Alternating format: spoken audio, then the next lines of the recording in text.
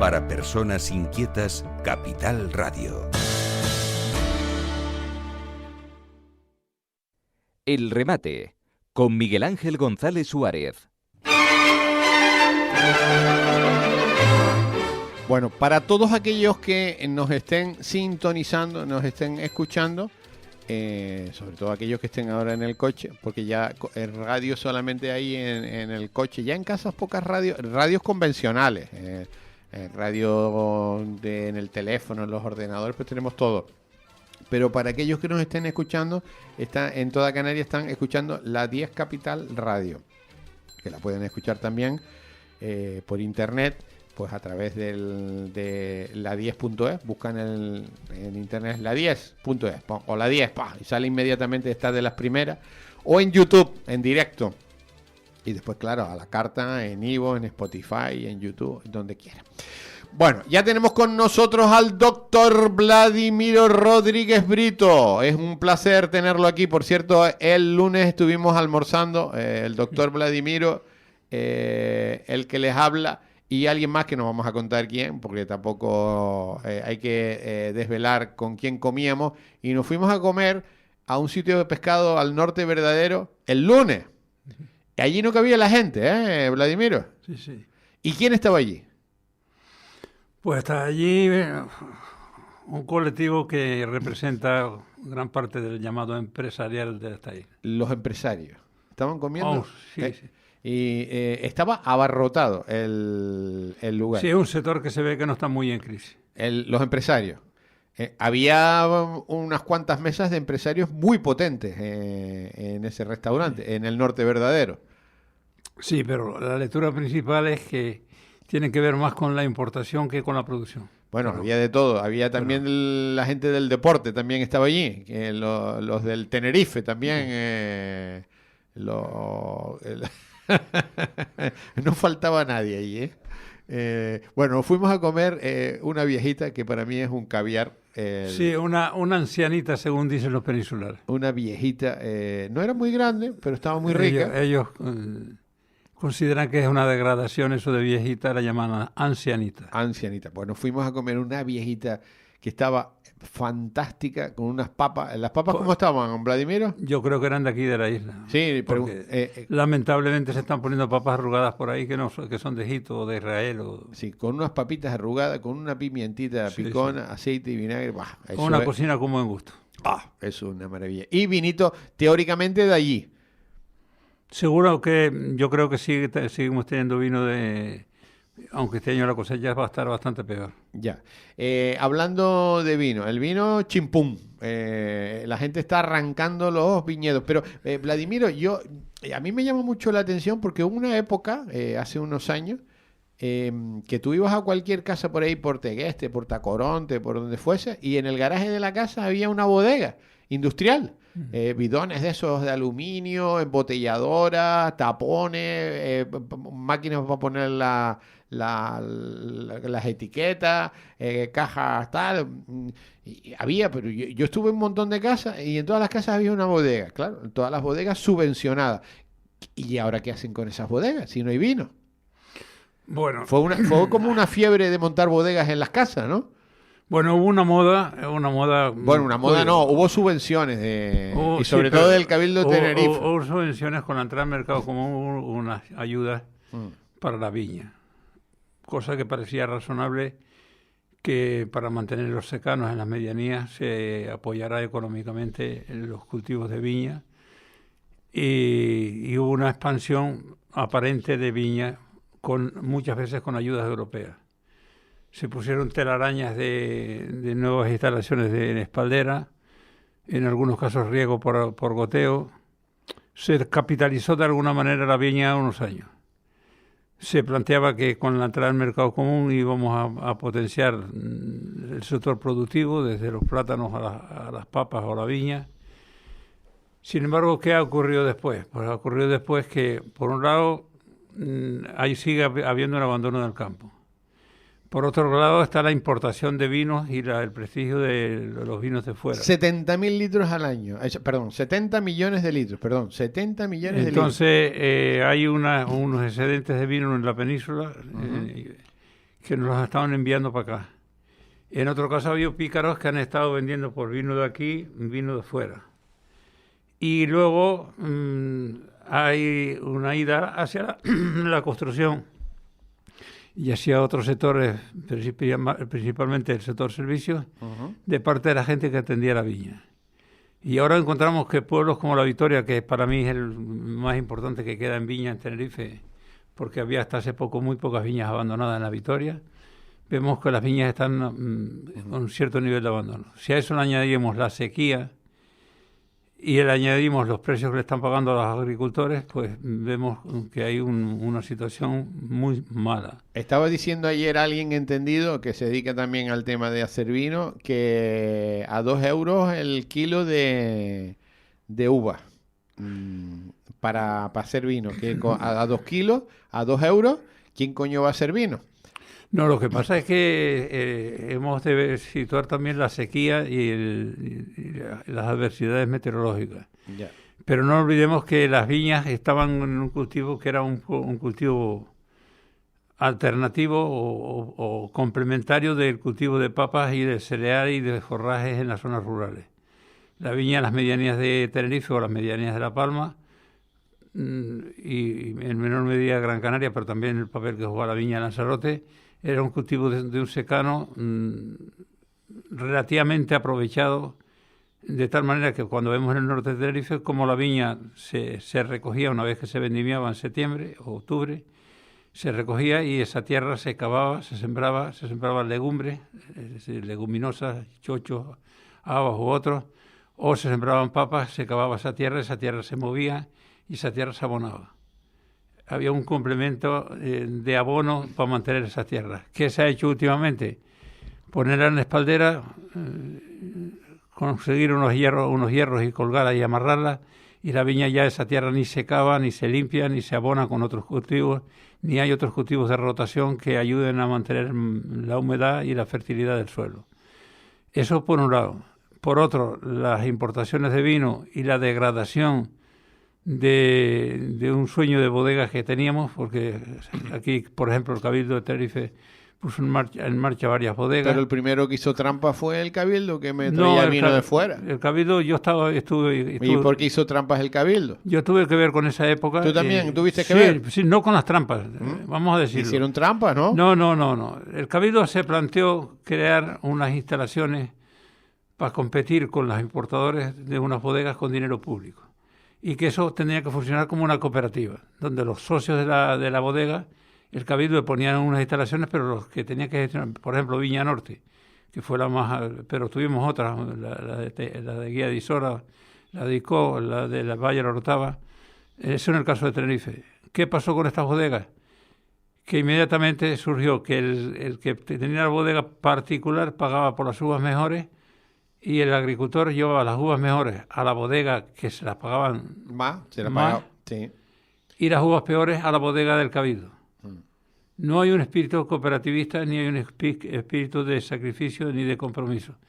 Con eso hemos degradado, por ejemplo, cuando sacamos, yo estaba en esa época en Villanorte, cuando sacamos el Bresal, es porque el vino que nos traían allí, y un enólogo muy competente que estaba al frente de la bodega, para vender este vino teníamos que venderlo como un vino que era peor que otros vinos de más categoría. ¿Por qué? Porque las viñas, muchos agricultores llevaban las uvas mejores que tenían y entonces al particular, sí.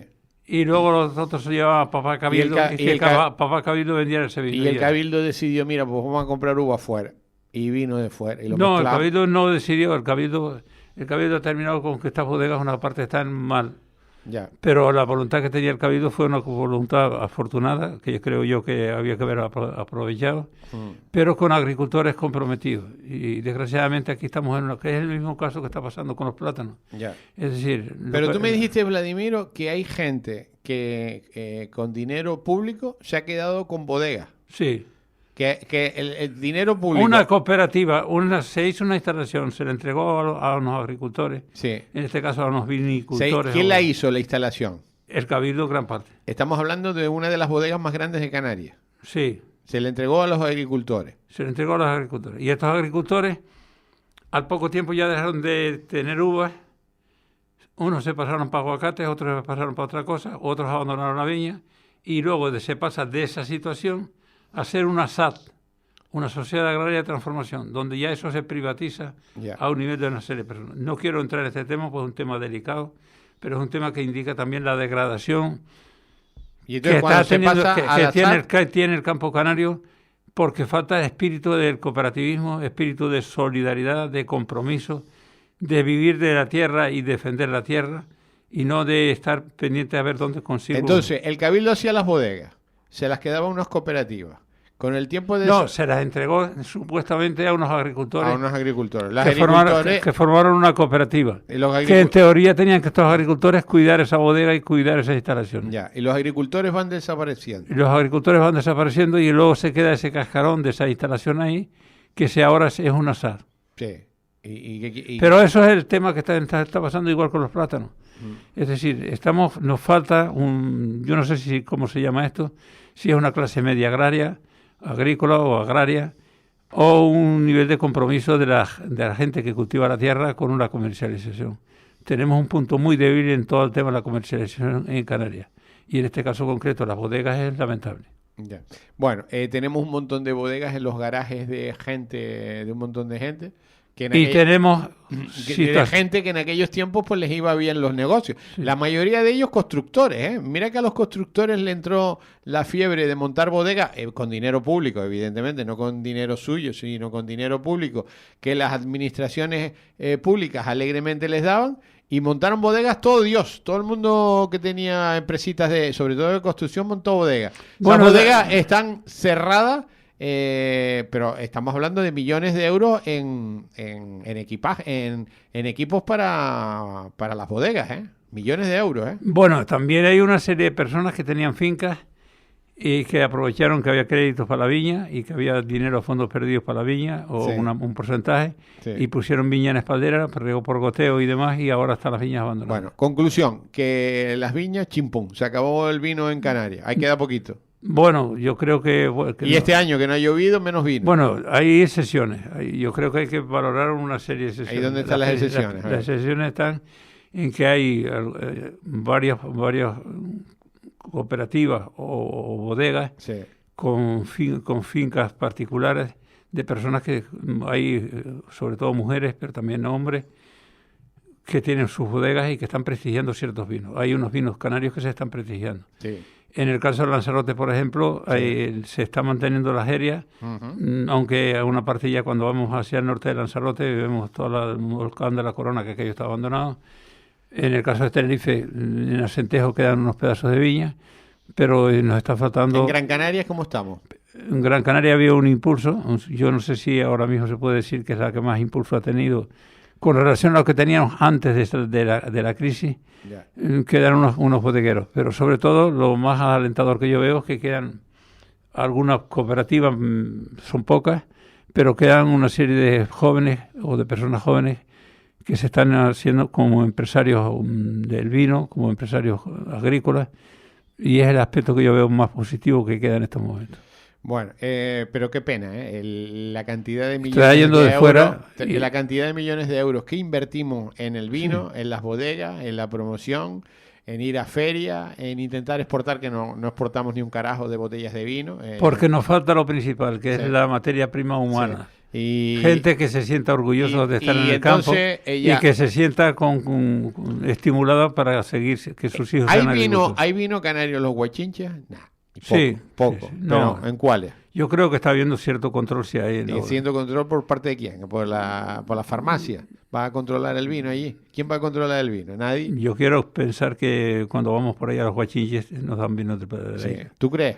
Yo creo, yo no sé, tengo un paladar para exquisito para conocer cada vino, pero sí, muchas veces voy con gente que sabe de vino. Aquí hay gente que tiene un paladar todavía que... pero vamos a ver, estás diciendo que todos los años, bueno, esto lo llevamos contando hace años, todos los años entran 70 millones de litros, 70, no uno ni dos, 70 millones de litros, y nosotros producimos 15, Bueno, este año a menos todavía. No, este año menos. ¿De dónde coño es el vino de los Guachinches? Y lo que no es nada bueno. Sí. Estamos trayendo uvas de fuera para hacer vino de aquí. Ya, pero ¿de dónde es el vino de los Guachinches? Está claro, eso está más claro el agua. Y ahora de repente hay bodegas que les dio la fiebre, porque estos son por fiebre. Ahora vamos a plantar olivos para hacer aceite. Y yo digo, pero esto no hay por dónde cogerlo. Pero porque está subvencionado, evidentemente. Vamos a plantar olivos, y hacer aceite. Vivimos en un país. Entonces todavía hay gente que dice que tenemos un aceite buenísimo. Y yo digo, yo creo que esta gente no ha ido a Andalucía a probar los aceites. No, bueno, vamos a ver. El caso de la cooperativa de Arico, Sí. de Manolo Marrero, que El aceite es bueno. la cooperativa del vino, El aceite es bueno. ha conseguido estimular. Lo que pasa es que ¿Tú has visto cómo hacen el aceite en la cooperativa esa?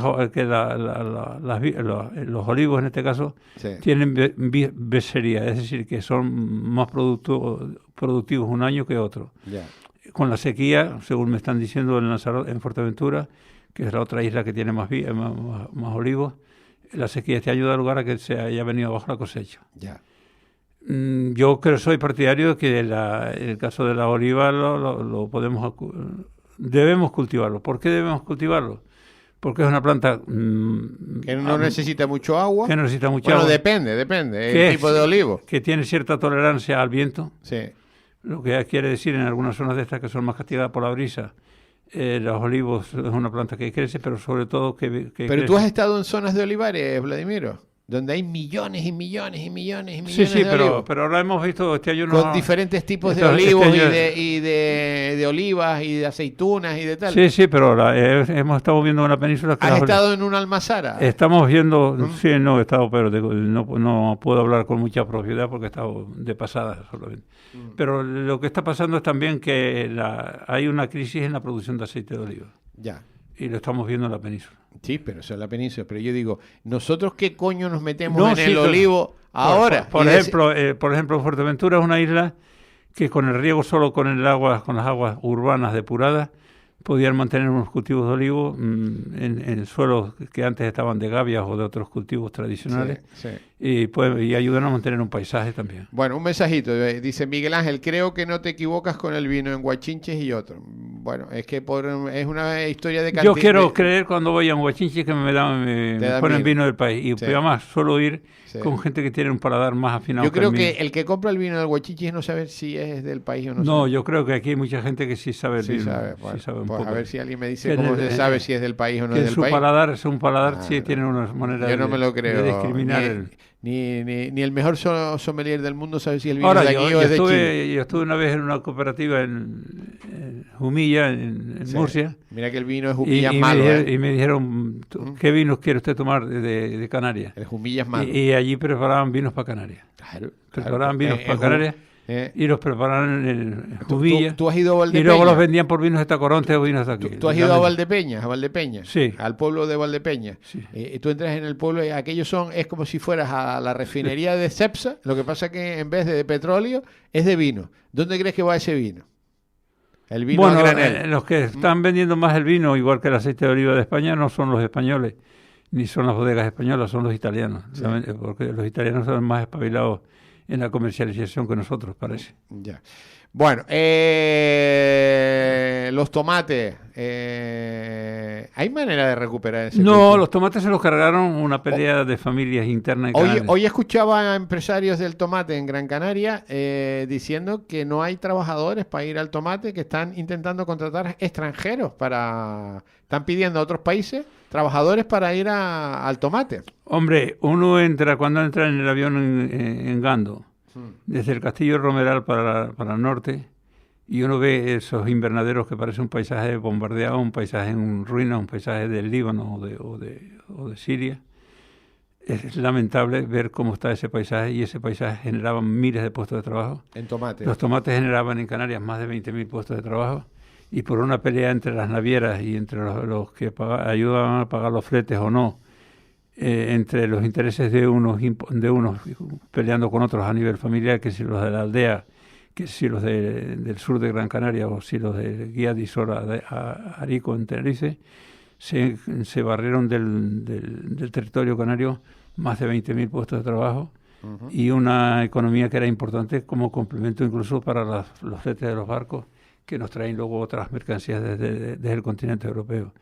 Eso de los tomates es lamentable. Y además, digo esto es lamentable por ver si podemos frenar que con los plátanos no ocurra igual, porque estamos a punto de que llevan el camino los plátanos de la misma guerra de miseria de los tomates. Y ahora nos están trayendo tomates de Marruecos aquí, o tomates de donde les da la gana, tratados con productos que aquí no los autorizan y que me parece bien que no los autoricen porque el tema de la salud hay que cuidarlo y hay productos que son cancerígenos, que está entendido que son cancerígenos y demostrados y que no deben ser los que nos traen tomates aquí. Para comer aquí cuando los tomates los podemos producir en Canarias y tenemos un clima extraordinario. Pero no se está produciendo nada de tomate. Se está produciendo algún porcentaje. Hay un sector que todavía produce parte del consumo interior, pero gran parte está viniendo de fuera. Ya.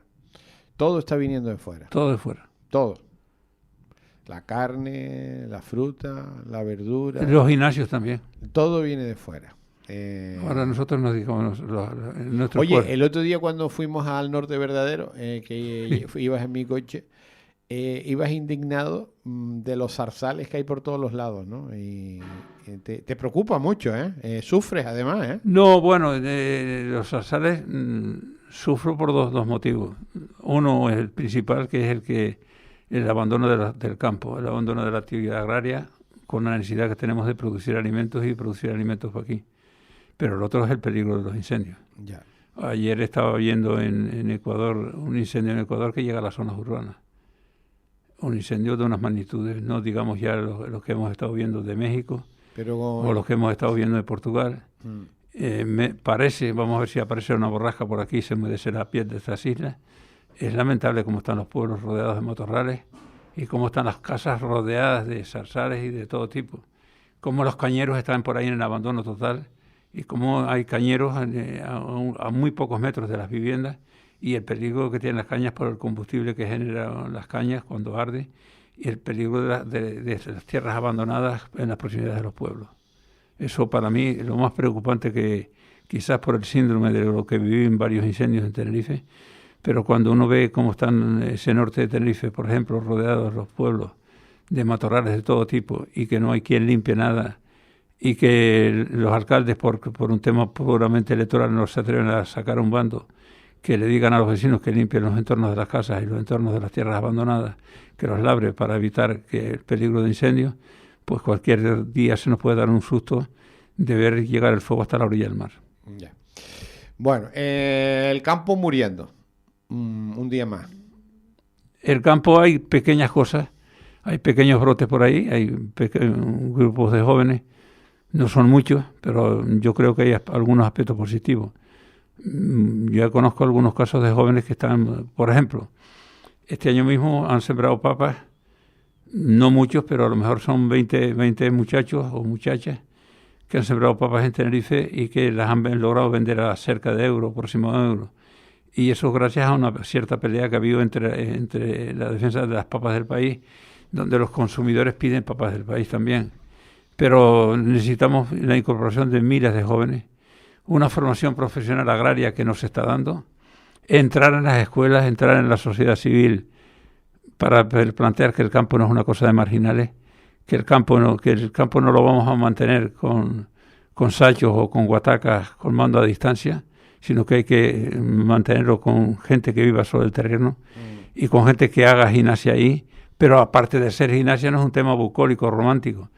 Hay que conseguir unas rentas para que vivir dignamente en el campo. Y mientras no entendamos que hay que conseguir unas rentas para el agricultor y que un pensionista del campo no se puede quedar con 600 euros o 700 euros de lo que se le está quedando de pensión, o que un trocapeón, que un vecino le ayude a otro y vengan los inspectores de trabajo a pedir papeles, o si unos jóvenes están con el abuelo en el campo, estemos con el tema de protección de menores. Es decir, hay una serie de alegatos románticos urbanos que no están ayudando a que el campo se intensifique o se dignifique económica y socialmente.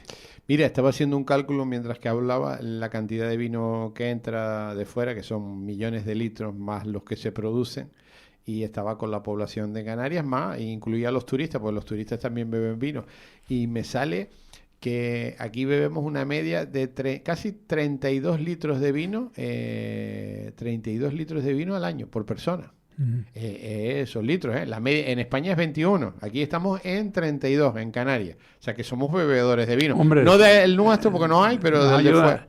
Nos ayudan a esa media los extranjeros. No, estoy contando los turistas también. Sí. 32 litros por cabeza. Nos mandamos, quita, y después, claro, quita a gente que no beba, pues es mucho más, ¿no? Pero bueno, la media son 32 litros. El país donde más vino se bebe es en el Vaticano, que están en 53, me parece, 53 litros por persona. Pues nosotros estamos en una media importante. Vladimiro Rodríguez Brito, gracias. Sí. Seguiremos hablando. Ya voló el tiempo vuela. Pues nada, no hemos hablado de las papas o de... No, el próximo día hablamos de las papas. O de los plátanos. Al final, ayer te llegaste a un acuerdo ahí para... Hablaremos el próximo día de los plátanos. De los plátanos. El próximo día hablamos solo de los plátanos. Doctor, un abrazo. Muy bien, gracias.